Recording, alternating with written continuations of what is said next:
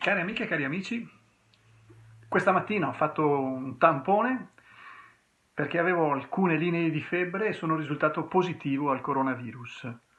Sono quindi costretto a stare in casa fino a quando il tampone sarà negativo. Io sto bene, a parte qualche linea di febbre di stamattina, ma ora già è scesa e il mio percorso continua. Avremo una campagna elettorale ancora più diversa rispetto a quella che abbiamo avuto finora, ma non cambiano i contenuti, cambiano solo le modalità.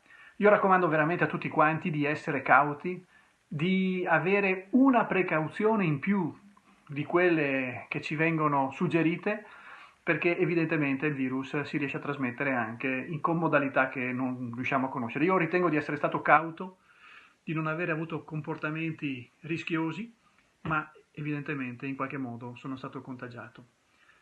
Quindi la raccomandazione è veramente quella di avere cautela, di usare sempre la mascherina, di non vivere situazioni di rischio e la campagna elettorale continua, ancora più motivata di prima, se vogliamo, e grazie a tutti quelli che mi stanno sostenendo sono convinto che si farà bene.